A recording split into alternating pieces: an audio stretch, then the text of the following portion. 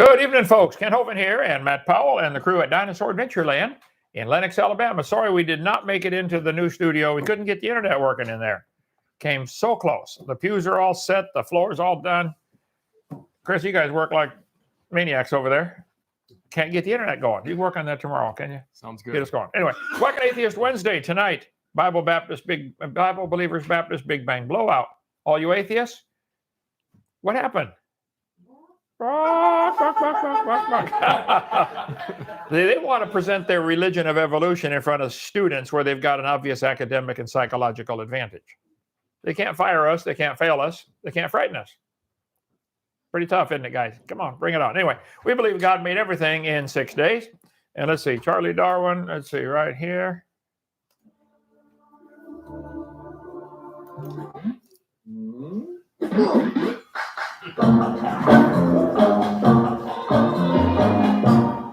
Love it. Wacken Atheist Wednesday with Dr. Kent, the Science Jet, and Matt Powell, the Professor Powell. Sure thing. Okay, good. We wear red just to, I know bulls can't see red. They just, the fabric is what bothers them, but bullfighters use red. So if it bothers you, good. You need to start thinking about what you believe. We believe dinosaurs always lived with man, and evolution is a mental illness. You're sick if you think you came from a rock 4.6 billion years ago. Come visit our Dinosaur Adventureland. How many took the tour today? Dinosaur, how'd you like the tour? Excellent. How'd you guys like the tour? How'd you guys like the tour? Hey, was the price okay? Free? Yeah? And you guys, your kids were on that giant leap of faith swing for how long, brother? Probably 3 hours. Did they go sandboarding down the sand dune? Did they try that? Not yet. Oh, tomorrow. Yeah. Oh, that's awesome. See, my son to get the sandboard out there. Try that thing. It is fun. Downtown Lenox. We're a mile north of downtown Lenox. We're in the outskirts of Lenox. Suburbs. Yeah, suburbs. Okay. Let's see. We've done all that before. Let's hang on and skip. We've had people come from all over the place and visitors tonight. We've got a bunch of visitors. We won't take time to introduce all of you. Got some from Austin, Texas, some from Ontario, Canada, some from Lansing, Michigan, some from Birmingham, Zephyr Hills, Florida, and Winchester, Tennessee. Did I say it right? Tennessee. Okay. Bible Believers Baptist Big Bang Blowout tonight. Let's see. Did I get it right? Look at that. And tomorrow, Thanksgiving dinner. You're all invited for that. Okay. Let's see. We got it right here. If evolution is such an obvious truth, well, show us the evidence. We've been asking for it for a long time. You present the 3 best lines of evidence. Since nobody did, I found a couple people who did it on the internet where they can hide behind, the camera. Right. 1 Kings chapter 18. Elijah said, "Gather me all Israel unto Mount Carmel." In the Hebrew, that means Lenox. And the prophets of Baal, 450, and the prophets of the groves, 400. All these 850 false prophets. He said, why do you guys halt between 2 opinions? What are you waiting on? If Baal's God, follow him. And if God's God, then follow him. If evolution's true, well, then believe it and teach it. If creation's true, then believe it and teach it. He said, even I only remain a prophet of the Lord. They talk about majority opinion as being evidence for evolution. But majority of the prophets, people worship Baal, a fertility goddess in ancient Egypt or ancient Canaan. Anyway, he said, we're going to have a contest, 850 versus 1. He said, you guys build an altar, put a calf on there, put the wood in the calf, and dance around, call down fire. And that's where rock music was invented. Come on, Baal, light my fire. And didn't happen. So Elijah did. There it is. Come on, Baal, light my fire.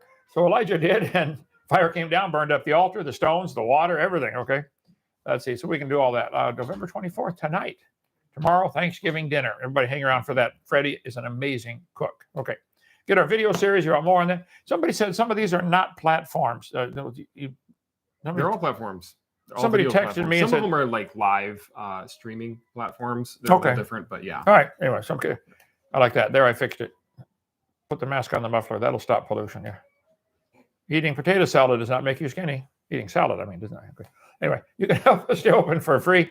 I want to get to these atheists we're talking about tonight.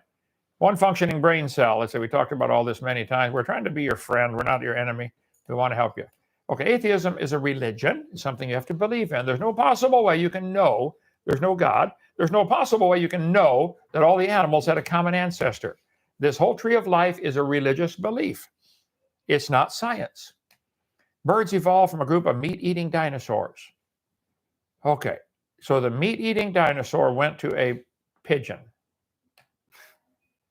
We cover what they teach in the textbooks. I want to skip all this for sake of time here. Evidence for evolution. The guys I'm going to show you tonight, Matt, one of them really tries to get after you. They use the same stuff over and over. It's all been debunked. There is no such thing as a fossil record. Vestigial structures is going backwards. It's not evolving something new. Selective breeding creates a variety of dogs. It doesn't create anything new. Homologous structures. We'll get into that in a minute. Okay, let's see. Evidence for evolution. Fossils. Transitional fossils. Okay, this lady, what's her name? Emma Thorne. What do you know about her? She's just a YouTuber. A YouTuber, okay. Well, let's get Emma Thorne going on here. All right, here, full screen, and hit play. Did I do it right? Okay, I'm going to watch some more of Simon Dan's content. I'm going to link his channel down below. British content creator, young Earth creationist debunker. That lining up with Matt Powell as a guest on the Kent Hovind show. This is one of the best days of my life, that's all I'm saying. So he's obviously done a video recently about Matt Powell, who, let's be honest, if you have any kind of science channel, it's going to be very easy to debunk him because his views are as old as... Emma, if it's easy to debunk him, send us the best evidence you got, honey. We believe the evidence is overwhelming that dogs always produce dogs. You know, it's interesting. Everybody that's ever said that, similar to Emma, that's ever said, we can debunk evolution, to Matt Powell. I debated them, and I guarantee you they won't do it again. So the point is, you know, you got to be able to put action behind your words. You're claiming evolution's a fact. Well, I'm sorry, there's so many sources out there that say that it's not. And just the evidence itself shows us that things deteriorate. They don't get better over time. Well, as I listened to her, I'd never heard of her till the other day. You know, somebody said, oh, listen to this one. She debunks Matt Powell. She gives one main evidence for evolution. I'll show you. Let's let her give it herself. As he thinks the Earth is. Let's just say that. England, they heard about you. You must be stirring up trouble. Oh, we know you in England. We know Matt Powell in England. He is infamous across the globe. Wow. They make it look like if you believe Praise the that Lord. recently, that's who can ever believe something because we're dumb. Yeah, they make it look like that because that's the truth. They make it look like if you believe in unicorns, and that's crazy. Who could believe that? I think if you... No, Emma, we believe if you think you're related to a mosquito and came from a rock, which came from a dot, that's dumb. Yeah. Sorry. You're dumb on that topic. Okay, you might be smart on other things, but you got it really wrong on that. Let's go. Dinosaurs lived millions of years ago. That's the dumb one. Yeah, but okay. You're right. The majority of scientists are the dumb ones. Kent Hovind, with his PhD from an unaccredited Bible college, he's the one that's got the answers. So the majority of scientists believe it. This is her evidence. She goes on and on about the majority believe it. So, Emma, best evidence for evolution is that a lot of people believe it.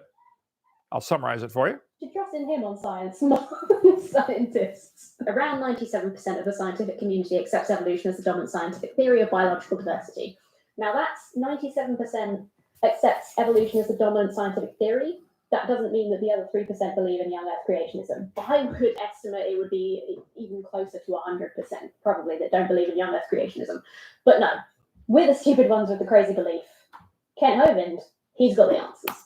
You got it, Emma. She got it. She did get it. You got it. There's hope. Okay.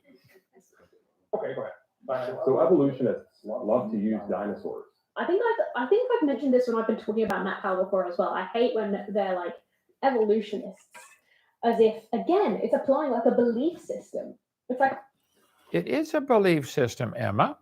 Have you ever seen any animal or plant produce something other than its same kind? Has anybody ever observed it?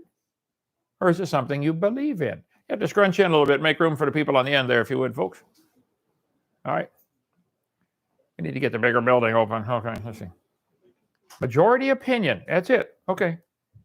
Applying a religion to people who accept the dominant scientific theory that has, again, repeatedly demonstrated. Just going to keep saying that. I'm sure you will. Emma, you will keep saying that. Okay, let's see. Right here. So Emma's evidence for evolution is that 99% of the scientists believe it. So it's got to be true. Has that, all through history, I mean, just any study of history will show you, Emma, this is silly logic, okay? First place, it's not correct. 60% of the human U.S. population believes people evolved over time. 33% think they existed in the present form since the beginning. This is the way we were created. Okay? 7% refused to answer. Let's see. Jim Hume said, beware the majority opinion. It's wrong all too often. As we move closer to the fateful day when a political tongue, this is Canadian, they're going to vote in somebody up there in Canada. He said, we're going to vote in the wrong one again. Mark Twain, whenever you find yourself on the side of the majority, it's time to pause and reflect. Emma, stop and think. Wrong is wrong even if everyone is doing it. And right is right even if only you are doing it. So the majority is always wrong. There are all kinds of videotapes or YouTube channels about the majority is wrong most of the time. Now, Emma, for many years, the majority of our public school teachers in America had prayer and school and Bible reading in school. So could we use that back in the 1940s and say the majority believe it, therefore it's right? Why do we change it? The majority can change in their opinion and they do all the time. Majority change. I remember as a kid, how many of you remember praying in school and having Bible reading in school? Yeah? What happened? The majority of the people followed Adolf Hitler. He actually got elected into office with probably a fraudulent election like Joe Biden did, but the majority of folks followed Joseph Stalin. So, Emma, I'm sorry, your majority opinion argument doesn't hold a lot of weight with me. I want to get to this guy now. Have you ever heard of this guy? Oh, yeah. Stephen Woodford. Yeah. Somebody sent me his video. I'd never heard of him. Said, Brother Hovind, you need to debunk him. 9 ways to prove evolution with science, okay? Rationality Rules is his YouTube channel. Stephen Woodford, this is right from his channel, is originally from the Isle of Wight, or White. Is that, did I misspell that? White? I think it should be. Right. One of the islands, okay. Growing up, he was in foster care. His mother was an alcoholic. His little sister died before her first birthday. Around the age of 8, he became an atheist after a Catholic priest told him that God was all-powerful, all-loving, everywhere at once, and all-knowing. And Steve asked why there was evil. He later described the priest's answer as a word salad. He learned about evolution at the age of 16 and described it as probably the most profound experience I've ever had. He left school without a single GCSE. What is that from England? Kind of like a high school diploma, I guess. Then went to college and studied, GCSE, maybe without a single problem, I don't know. He went to college and studied art and design, then art and design history. Hold it, Stephen, if things are designed, does that take a designer for art, or does that only apply to biological things? I'm sorry. Okay. He described it as boring. Steve then studied graphic design. He studied advertising at university. Steve is dyslexic. He is a vegetarian. I only eat vegetarian cows. April 2020, his father died of COVID. I'm sorry to hear about that. Okay, so Stephen, let's get you started here. Now I got to click some button you said, right? Or just hit play? Just hit spacebar. Spacebar. Before we even begin this video, a simple but necessary clarification must be made. People very often confuse abiogenesis with evolution when they shouldn't.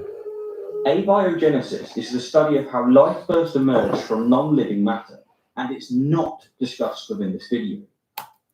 Stephen, abiogenesis, the beginning of life, is an essential part of your theory. You don't have a complete theory without it. Let's see, let me get to back where we were, and there. Evolution has 6 different meanings or stages or steps. I've been through this 1,000 times. Cosmic evolution, the origin of time, space, matter. Where did time, space, and matter come from, Stephen? Chemical evolution, this Big Bang you guys believe in, produced hydrogen. Well, how do you get gold, silver, and platinum? From hydrogen. Then you have to have the stars evolving. Nobody's ever seen a star form or planet. We see them blow up all the time. We never see one form. Then you have to have the origin of life. It's an essential step in your theory. Then you have what's called macroevolution, where an animal changes to a different kind. That's never been observed. Then you have to have what we call microevolution, which is a lousy word. We shouldn't use it. It's a variation within the kind. These first 5 are purely religious. Stephen, you believe in evolution. You believe in it, that's all. He says every branch of science promotes evolution. Well, let's see here. Let him play. Let him talk. Okay. Spacebar. Evolution, on the other hand, is the study of biological change over time, and it is the star of this video. Now, with that said and out of the way, let's get on with the video. The evidence for evolution comes from every branch of science that remotely interacts with organisms. Everything we objectively know about the natural world both supports and improves the theory of evolution by natural selection, whether we like it or not. This is 9 proofs of evolution, why evolution is true. By the way, is there a live chat going on, Damon? Yeah.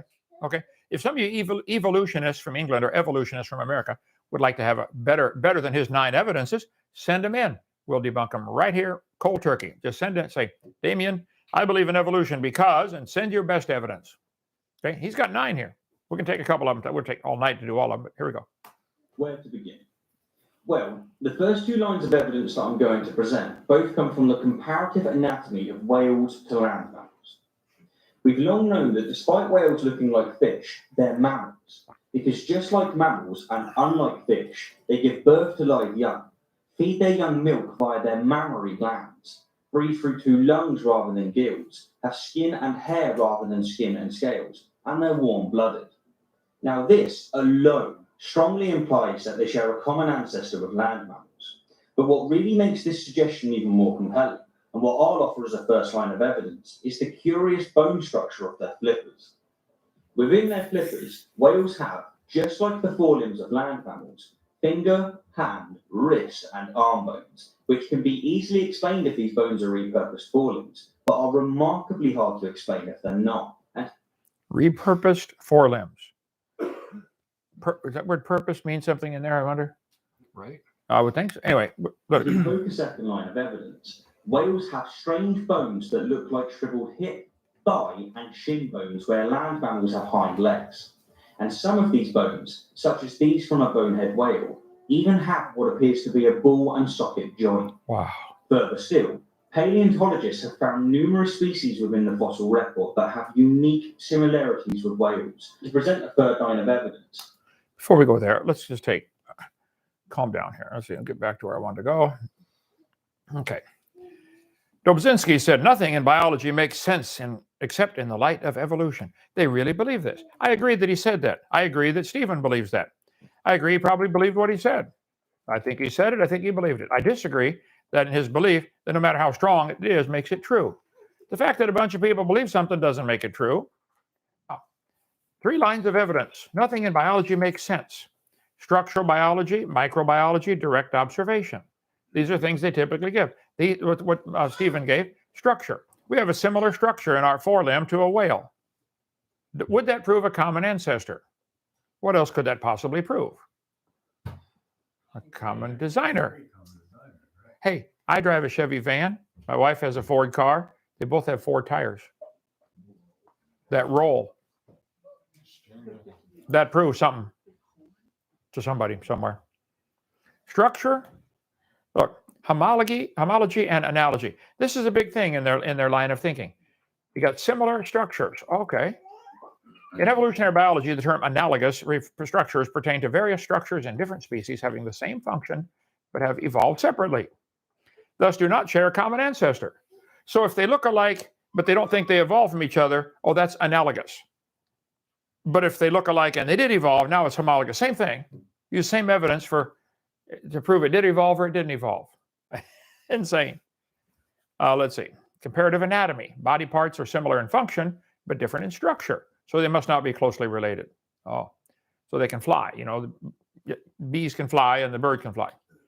Here's how a student is with a brainwash supposed to answer this question. Is this homologous or analogous? The dragonfly wing and the hummingbird wing. What if a student said neither?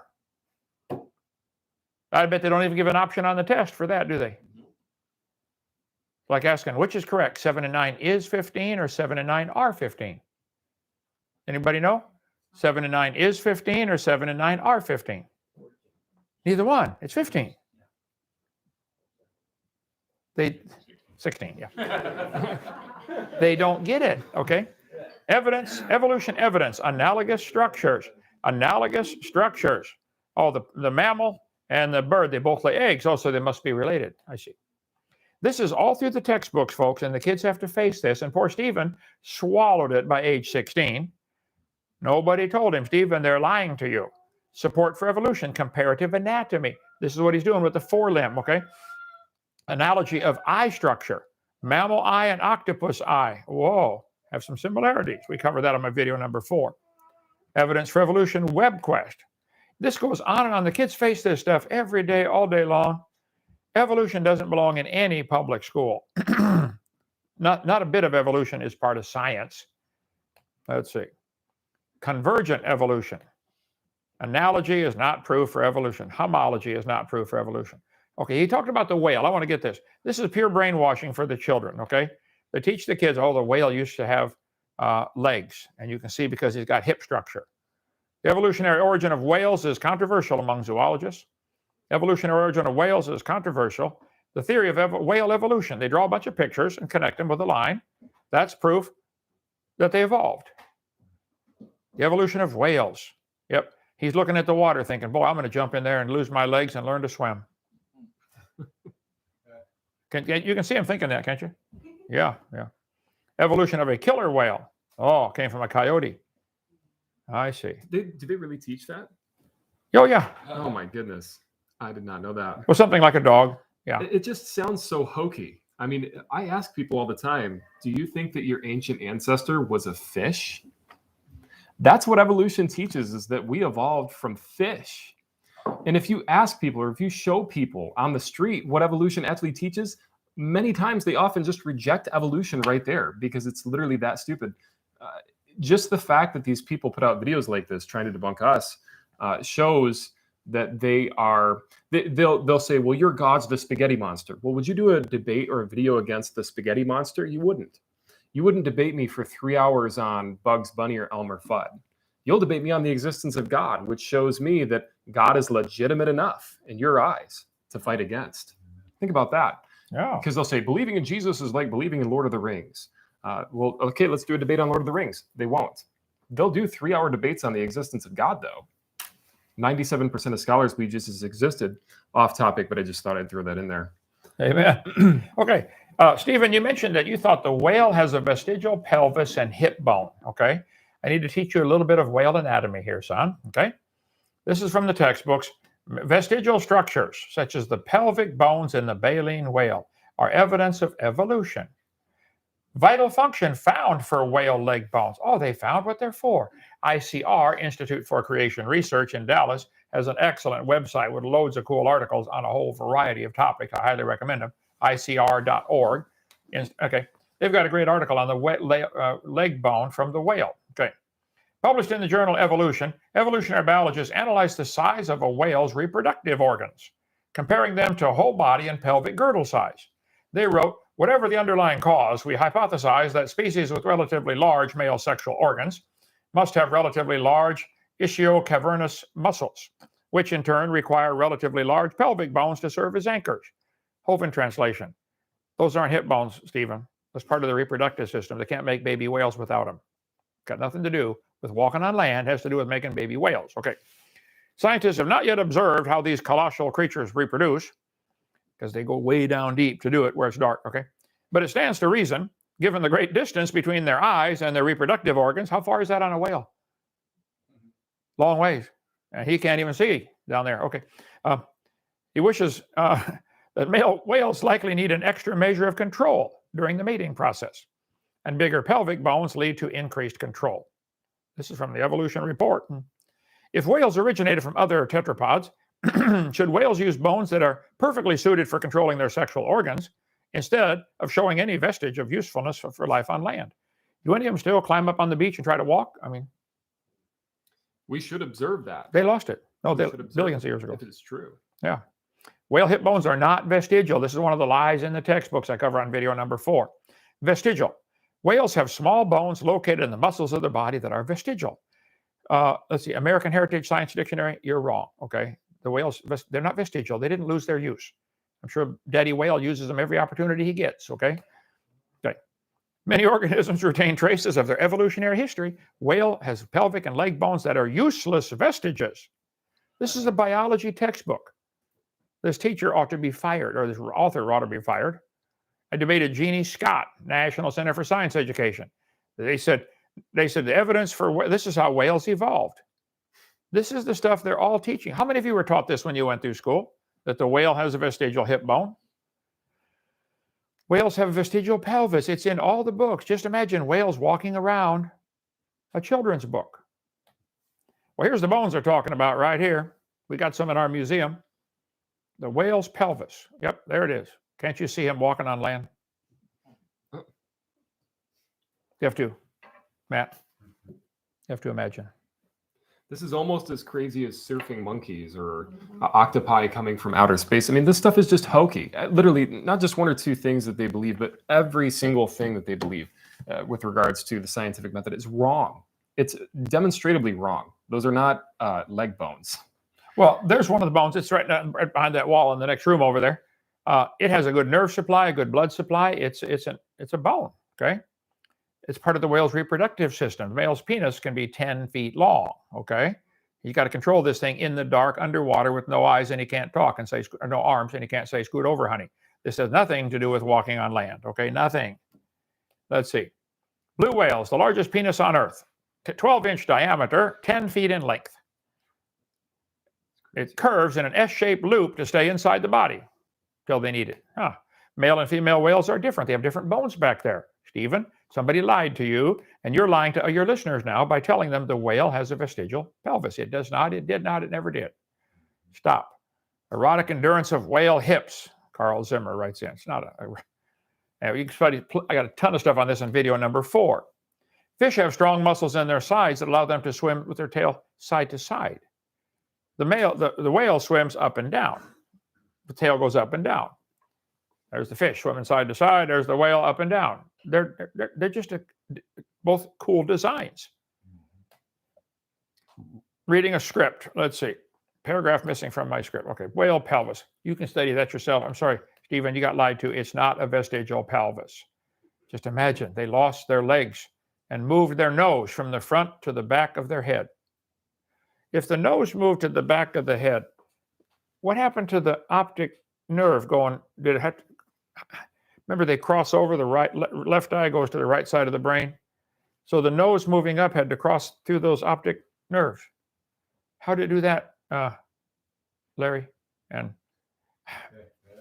Stephen? It took millions of years.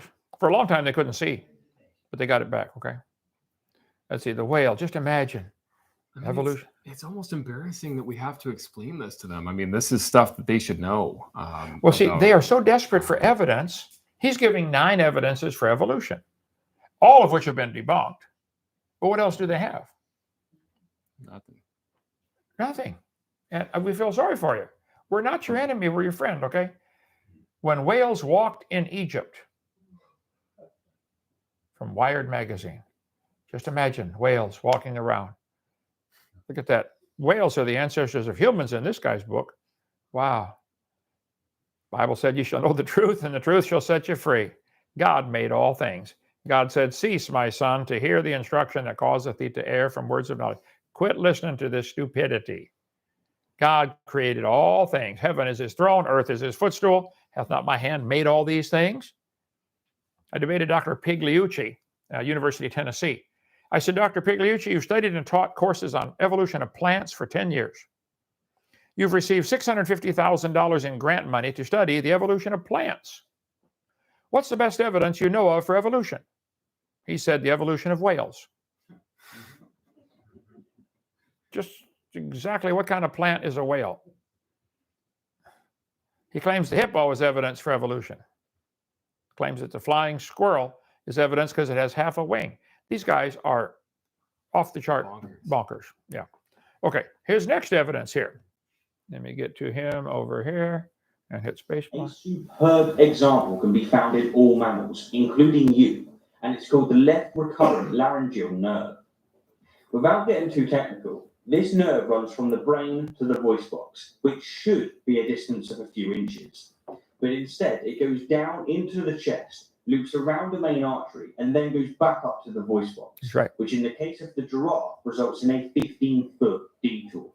But if, on the other hand, we want to insist that it was deliberately created this way by a designer, then, well, we certainly can't call this designer intelligent. Now, the 4th and 5th lines... Oh, let's talk about this nerve. They use this all the time. Let's see, right here. 9 ways to prove evolution. The left recurrent laryngeal nerve, is that proof for evolution? He's correct. The left one goes all the way down around the artery and back up. Well, there's all kinds of articles about this. ScienceDirect.com wrote one. Said the nerve comes from the left vagus nerve, loops posteriorly around the arch of the aorta, and ascends into the tracheoesophageal groove, posterior to the left lobe of the thyroid, where it enters the larynx, where you talk, and innervates the muscular in a similar fashion to the right nerve. So why does it go around the heart? Very slick design. ICR, again, I texted Frank Sherwin, my longtime friend there. He works there at ICR. They have a great article on their website about this if you want to get all the technical stuff. The recurrent laryngeal nerve is not evidence for poor design. It's not poorly designed, but rather clear evidence of intelligent design. It serves to innervate other organs after it branches from the vagus on its way to the larynx. So it's a highway that serves other purposes along the way. It provides backup nerves to the larynx in case another one's damaged. How many have a spare tire in their car? Anybody carry a spare tire? Look at that. That's proof for something. So, first, it's not poor design. How's this for a pencil? Too cool to do drugs, but as you sharpen it, it says cool to do drugs. Sharpen it further, do drugs. I think that's a poor design. But poor design is still design. Some people have, I think that's a pretty poor design for an elevator. Okay, you get on the elevator, you want to go to the 6th floor. Where is the 6 button?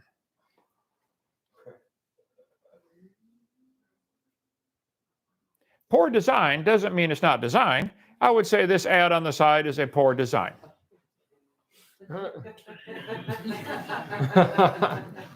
Think about it. I'd say that's a poor design for a bathroom. Anybody see anything wrong with this design? How far away is the toilet paper? Anybody see anything wrong with this design? Oh my. A first shot, gonna bust the window. How about this design? Well, toilet paper's on the outside, for one thing, and the glass door. Who wants a glass door on their toilet? How about this design? Everybody see I mean, you want to sit right next to somebody like that?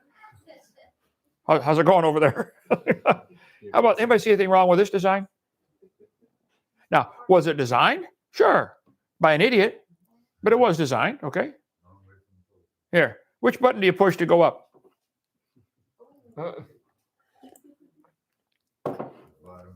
I think that's a poor design. Common claim by evolutionists is that the human body is poorly designed, which to them is evidence it's not intelligently designed, but rather cobbled together by the unintelligent process of evolution. One of the most frequent examples of poor design is this recurrent laryngeal nerve, that nerve that goes under the aorta and back up to the larynx. Okay. Paleontologist Donald Prothero wrote, the examples of poor or at least very puzzling design can be accumulated endlessly, thus proving evolution. One of the best examples is the recurrent laryngeal nerve, which connects to the brain. It's 7 times longer than it needs to be. Oh, but Donald, you don't understand what it does. Here's the problem. This is the reason it's called the left. This is the reason it is called the left recurrent laryngeal nerve.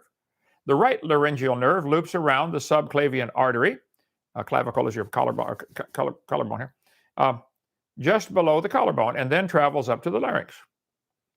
Of note is the fact that the longer left nerve works in perfect harmony with the right nerve.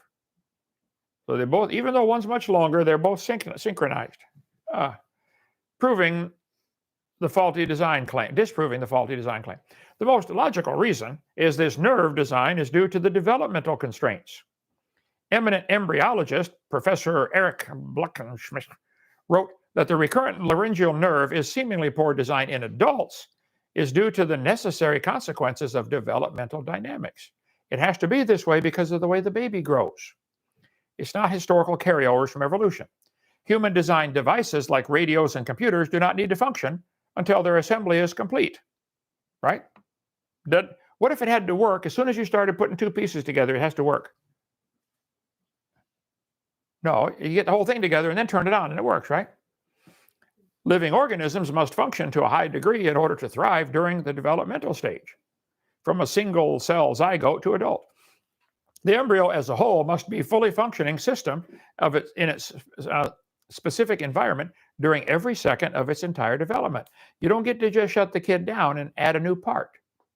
So this nerve is a vital thing. As it develops, it has to supply function while it's developing. He uses to help elucidate the fact the course of a river, which cannot be explained on the basis of knowledge of its source. If I know a river starts here and ends here, it doesn't prove it's going to be a straight line between the two. You think, are there any things in the way that might cause it to, loop around? How many rivers loop back and forth, or creeks, or go north for a while and turn south? And due to variations in topographical landscape of the mammalian body, the course of the inferior laryngeal nerve is highly variant. Minor anatomic differences are common. Dissections of human cadavers, that's a dead person, found that the paths of the right and left recurrent nerves were often somewhat different from that shown in the standard literature. The human body begins as a sphere called a blastocyte and gradually becomes more elongated as it develops. Is it true it goes from a round ball to a tall baby, right? Well, it's got to function while it's doing all that. Structures, including the recurrent laryngeal nerve, move downward as development proceeds. The movement occurs because the next formation of the body and the body's elongation during the fetal development force the heart to descend from the neck location down to the thorax. So as the baby grows, it's going from a round ball into a longer baby. Let's see. The heart of the embryo starts to beat around 5 to 6 weeks. It's still got a long ways to go to be born. Let's see. The developing heart is made of 2 tubes that are fused in the middle, creating a trunk with 4 tubes branching off. So you got this thing as it grows. You want the nerve to be supplying the need that it does. Later, the other one's a shortcut. The right one's a shortcut, but the left one's longer. Various arteries and other structures must be elongated as organs are moved in a way that allows them to remain functional throughout their entire developmental phase. The right nerve is carried downward because it's looped under the arch that develops into the right subclavian artery and thus moves down. There's plenty written on this topic. ICR's article is fabulous. Many people have written saying, look, Stephen, this is not vestigial. It's not a mistake. It's not a poor design. There's no evidence exists that design causes any disadvantage. How many of you have been living just fine and didn't even know your nerve went that way? Or didn't even care? How many still don't care? You're just, okay, we're good, okay. Let's let him go on here. Evidence that I'm going to present both come from DNA sequencing, which, for those of you unaware, is the process of determining the precise order of nucleotides within a DNA molecule. Anyway, Matt, you have been also preparing for this. I have got another hour's worth of stuff on this guy blabbering about his 9 evidences for evolution. Would you like to share some of the ones you brought? Or yeah, I mean, well, it's not really easy to grab them, but plug in right here. Okay, sounds good. If you want to keep chatting. So, Stephen, we want to help, okay? You have been taught by somebody that evolution is true, and you believed it because maybe you like the freedom it gives you from God's constraints. I don't know. But it's not, Stephen. There is no evidence anywhere of any animal ever producing a different kind of animal. I'm sorry you got lied to, son. We're here to help. And Emma, I'm sorry, you got lied to. Just the fact that a lot of scientists believe something doesn't mean anything. And it's not true that 99 or 100% of the scientists believe in evolution. A lot of scientists, famous scientists, believe in creation. Let me get rid of all my stuff here, brother. There you go. Cool. Sounds good to me. Yeah, can you help me? Thanks. All Okay, right. you want this wire or disconnect and put him in there? I do want to come back to mine in a minute. Are you already into? Just keep going if you want. Okay, keep going. All right. Thank you.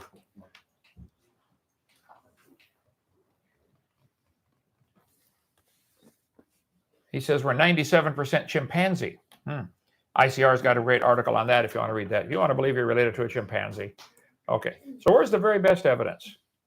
Everything you guys have given, we've answered over and over and over. I'm sorry you've been lied to, okay? And now you're lying to children. We'd like to help you. Help you get out of trouble judgment day. Go ahead with yours and I'll do a quick closing, okay? Sounds good. Okay, here we go. You want audio or? No, I don't need any audio. All right, is it showing up there, Damien? Should be in a second. Okay, so all atheists say the Big Bang, I've heard literally all of them say this, that the Big Bang is a proven fact. The Big Bang is true. Well, here's from NASA. It says, although the Big Bang theory is widely accepted, it will probably never be proven. So they say that consequently, this leaves people with a number of tough and unanswered questions. So when people say, Matt, Kent, please give us answers. We need answers for things in the Bible and answers for the things that are homophobic and wrong with the Bible. Turn the mirror on yourself. NASA point blank says that there are big problems with the Big Bang. And if you look at where people say that life came from, all scientists agree, it says in this article, that the creation of life involved water. But if you Google, how does DNA get destroyed? Just Google it. The very first thing that pops up is DNA is vulnerable. It breaks down in sunlight and in water. What did they say that DNA came alive in? Sunlight and water. What destroys DNA? Sunlight, water.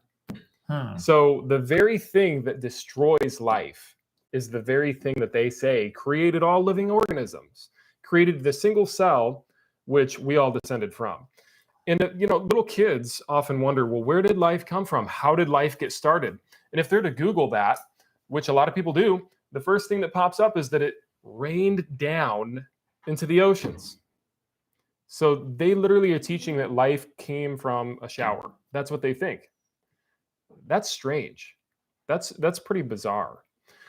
Now they say, Matt, we don't believe we came from a rock. Well, here's another article. Rare meteorite that fell on a UK driveway may contain ingredients for life. So they say, Matt, we don't believe we came from a rock. Yeah, you do. Isn't that kind of insinuating that you did? So this rock falls from the sky onto somebody's driveway. This is in UK. Maybe Emma can get it for us. Yeah, this is perfect for you, Can we put it Emma. in our museum? We could put it in a box and water it every day and see if it works. Well, it's funny because they say within that rock was liquid water.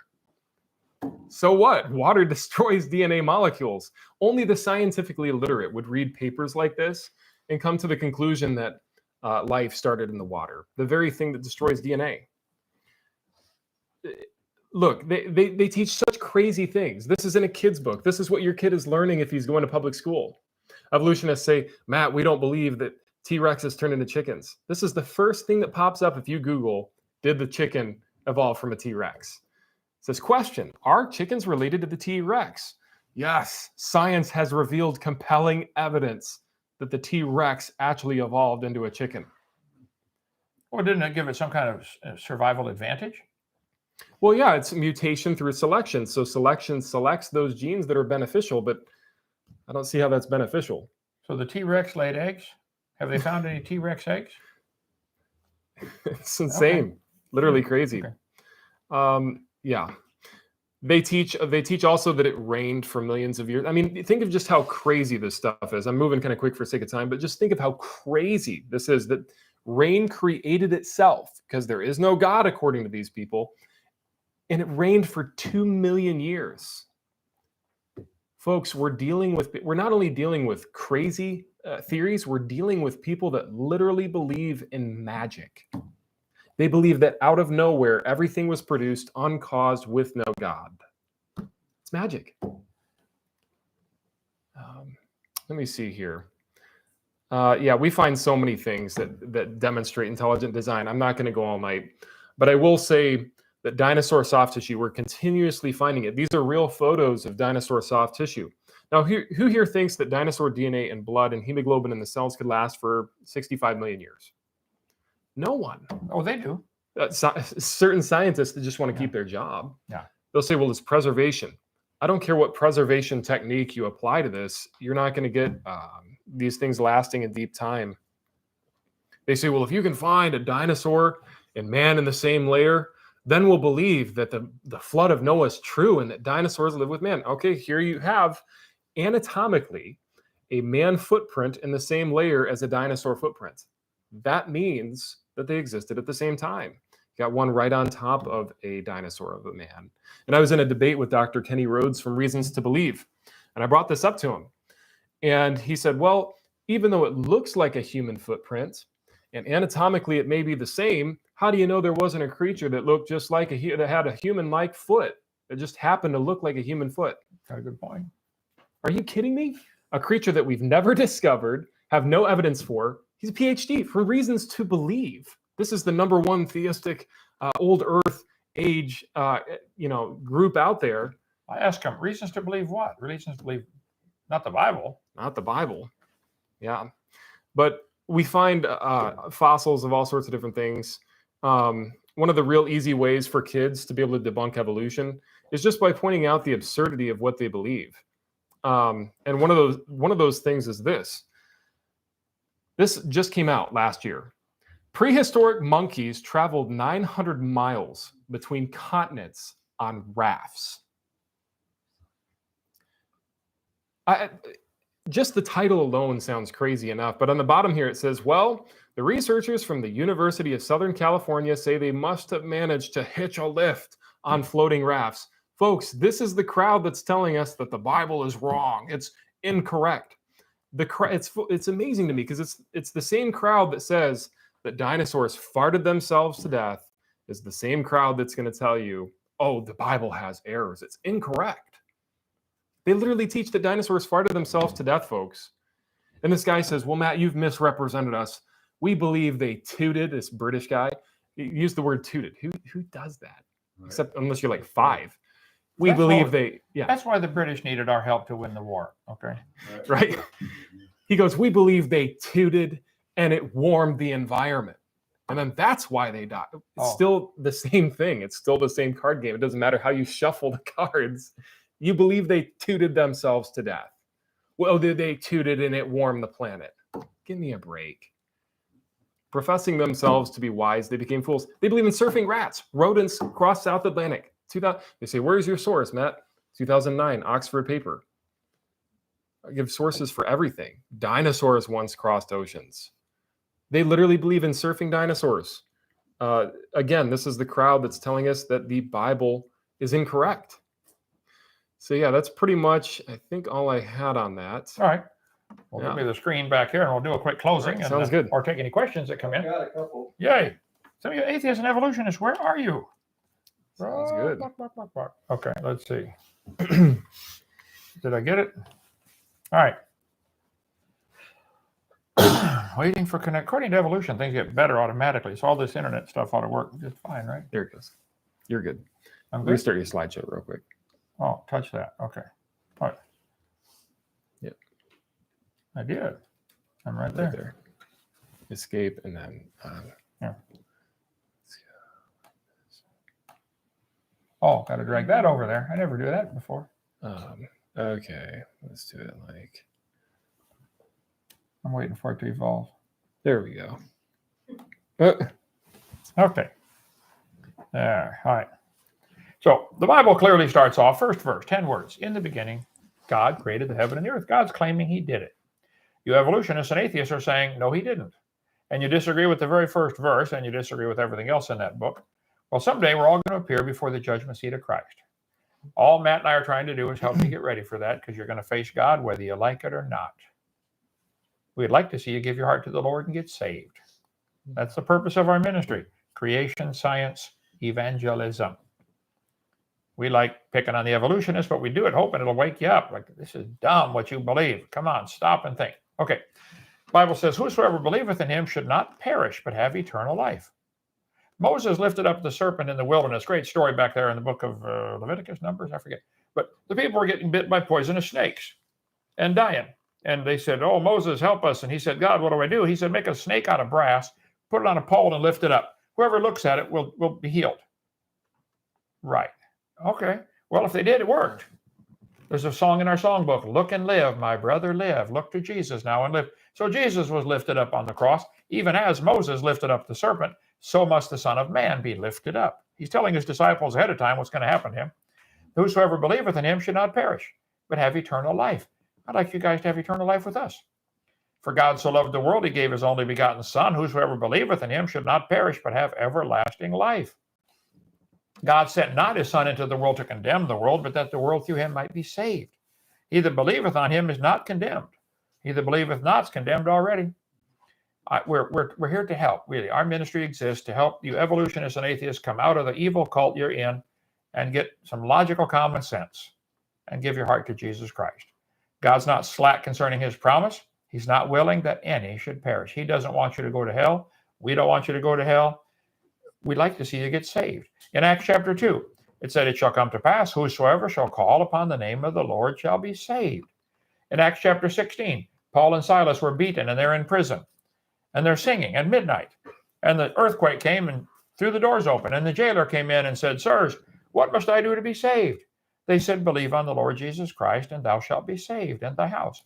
The Bible says, if you confess with your mouth the Lord Jesus and believe in your heart that God raised him from the dead, thou shalt be saved. For with the heart man believeth unto righteousness, with the mouth confession is made unto salvation. Whosoever shall call upon the name of the Lord shall be saved. 53 years ago, I prayed. I said, Lord, I'm a sinner. I deserve to go to hell. I'd like you to forgive me and save me. And he did. And he started growing inside of me. There's a whole new Kent Hovind in there. There's still the old one, by the way. They fight all the time, but there's a new one in there. How about you? If you've never been born into God's family, he's waiting on you to call upon him. If you tonight would say, Lord, I'm a sinner. I believe you died for me. I believe you rose from the dead. Would you please forgive me? Would you please come in my heart and save me right now? Amen. That's what, whosoever shall call upon the name of the Lord shall be saved. Salvation is easy. Planting a seed is easy. It grows, it takes a while to grow, but the planting the seed's easy. You get Jesus in your heart. Let him take it from there. Now, last question. If you are one of God's children, you're a Christian, what on earth are you doing for heaven's sake? Find something to do. There's a war going on, folks. At the public schools, kids are all going to be taught dinosaurs surfed over here, and T-Rex turned into a chicken, and the whale has a vestigial pelvis. All this stuff is going to be taught to the kids. What are you doing? Maybe it doesn't bother you. It bothers me. We've produced videotapes in 42 languages trying to get people straightened out. If you speak a foreign language, want to translate my stuff into that, please do. Let me see the finished copy. So we're trying to get the people saved. When did you get saved, Matt? How old were you? I was 11 when I got saved. Okay. And the rest of your family's up in Michigan? Yep. Okay. You're over in Michigan, Grand Rapids. Okay. Okay. Any questions or comments? Go ahead, Damien. I don't see anything. Oh, we don't see anything. That screen's dead. Oh. Just read it Does to the us. Bible state if heaven is in the universe or beyond? The Bible says, Apostle Paul said he was caught up to the third heaven. All I can figure out about this, and I don't know that I have it right or not, but there seem to be three heavens in the Bible. The first heaven where the birds fly, Genesis chapter 1. They fly in the firmament. And there was water above that spot. Okay, I think that's gone now. Then there's the second heaven where the stars are. And the third heaven only mentioned once or twice, and that's apparently where God lives. So I'm hoping it's outside of, it says in, well, it's on my chart here. They were caught up in the verses in Matthew, Mark, and Luke about the tribulation time coming. At the end of Mark, I think. He shall send his angels and shall gather together his elect from the four winds, from the uttermost part of the earth to the uttermost part of heaven. So we're going to the uttermost part of heaven. Amen. I'm hoping that's a long ways away. So sorry, I can't give a definitive answer, but I'll give you a few clues and you can puzzle over it like I have. Go ahead. Any more? Where did saltwater life come from? Did they all evolve in 4,000 years? Well, I believe during the flood, the entire world, you can take the screen down there, brother. The entire world was fresh water. Noah didn't have to bring water on the boat. They probably had a watering system where every time you go over a wave, it would automatically come up in a tube and fill the troughs for you. Noah was 600 years old, I'm sure. But I could figure one out, how to do a watering system where just the waves fill your watering system and wash the deck off for you. But, okay, so I believe the world was all fresh water. And slowly, mineral salts off the ground primarily have washed into the ocean, and the oceans have become saltier. They are still becoming saltier. Today, the oceans are 3.6% salt, and they're gaining salinity. I think some animals have had to adapt to the salt water. We now have freshwater bass and saltwater bass. And I'd be willing to bet they had a common ancestor. Mosquito. No. There are all kinds of, what are some other examples of salt and fresh water of really the same kind of creature? Well, I would just say let's turn it on them. Alligator? Right. Yeah. Well, let's just turn it on them. I mean, if billions of years were taking place, the oceans would be so salty that nothing could live in them.